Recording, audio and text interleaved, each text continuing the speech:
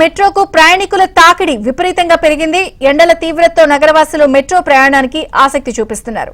దీంతో ఈ నెలాఖరు నుంచి మెట్రో ట్రిప్పుల సంఖ్య పెంచేందుకు అధికారులు నిర్ణయం తీసుకున్నారు. ప్రతి 2 నిమిషాలకు మెట్రో సర్వీసులను అందుబాటులో ఉంచనున్నట్లు అధికారులు వెల్లడించారు. ఈ అంశానికి సంబంధించి మరింత సమాచారం మా ప్రతినిధి నుమాన్ అందిస్తారు. నుమాన్, రైట్ టు రోజుకు పెరుగుతున్న ప్రయాణికుల రద్దీ, ఎండల తీవ్రత దృష్ట్యా మెట్రో రైలు అధికారులు కీలక నిర్ణయం తీసుకున్నారు. మెట్రో ట్రిప్పుల సంఖ్యను పెంచుతున్నట్లు ఇప్పటికే నిర్ణయం తీసుకున్నటువంటి పరిస్థితి. వచ్చే నెల నుంచి మెట్రో ట్రిప్పుల సంఖ్యను అంటే ప్రతి 2 నిమిషాలకు ఒక సర్వీస్ అందుబాటులో ఉంచే విధంగా మెట్రో రైలు అధికారులు ప్లాన్ చేశారు. సో ఇప్పటికే హైదరాబాద్ మెట్రో రైలుకి రోజుకు దాదాపు 5 నుంచి 5.5 లక్షల మంది ప్రయాణికులు మెట్రో ద్వారా వారి గమ్యస్థానానికి చేరుతున్నారు. ఇక ఏప్రిల్ మేలో ఎండల తీవ్రత మరింత పెరిగే అవకాశం ఉన్నటువంటి నేపథ్యంలో ఇటు చాలా వరకు కూల్ జర్నీ సాఫీగా ఏదైతే ఇటు ఏసీ జర్నీకే ఎక్కువ మంది నగరవాసులు ఆసక్తి కనబరుస్తున్నటువంటి పరిస్థితి.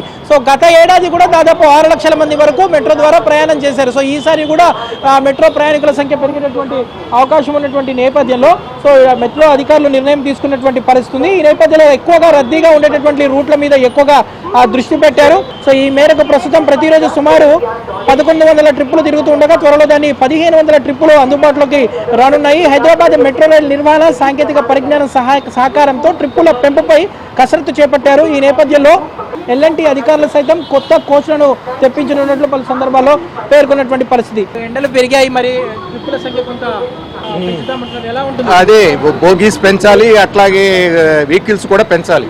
ఎందుకంటే నెంబర్ ఆఫ్ వెహికల్స్ పెడితే మనకి లేకపోతే బోగీస్ అన్నా పెంచాలి. పెంచితే మనకి లోపల అంటే మార్నింగ్ ఈవినింగ్ అయితే ఫుల్ రష్ ఉంటుంది. అదే కొంత మధ్యాహ్నం నుంచి అయితే కొంచెం మనకి పెద్ద అంటే రష్ ఉండలేదు.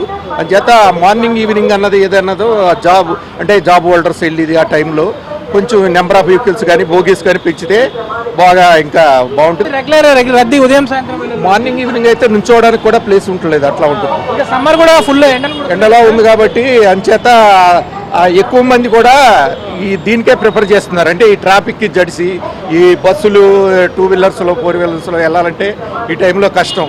అదే కొంచెంసేపు నుంచున్న మనం 30 మినిట్స్ 25 మినిట్స్లో మన గమ్యం చేరుకోవచ్చని ఇదే ప్రిఫర్ చేస్తున్నారు ప్రతి వాళ్ళు. అంచేత ఇవి నెంబర్ ఆఫ్ వెహికల్స్ పెట్టడం కానీ బోగీస్ కానీ ఎక్కువ పెట్టడం కానీ జరిగితే ఇంకా మెట్రో మనకి బాగా డెవలప్ అవుద్ది. చూడొచ్చు అంటే రెగ్యులర్గా ఇటు మెట్రో ఆ ఫ్రీక్వెన్సీని కొంత ఏదైతే ట్రిప్పుల సంఖ్యను పెంచడం వల్ల మాత్రమే చాలా వరకు ఉపయోగకరంగా ఉంటుందంటూ కూడా ప్రయాణికులు చెప్తున్నారు. సో పెరిగినటువంటి ఎండల తీవ్రత కానివ్వండి, ప్రయాణికుల రద్దీ దృష్ట్యా ఇటు మియాపూర్ నుంచి ఎల్బీ నగర్ మార్గంలో కానివ్వండి, అదేవిధంగా ఇటు రాయదుర్గం నుంచి నాగోల్ మార్గంలో ఈ 2 క్యారిడార్లో విపరీతమైనటువంటి రద్దీ ఉంటుంది. అసలు ఉదయం అయితే కాలు తీసి కాలు పెట్టలేనటువంటి పరిస్థితి, అందరూ నించొని వెళ్ళేటటువంటి సిచ్యువేషన్ ఉదయం సాయంత్రం వేళల్లో ఉంటుంది.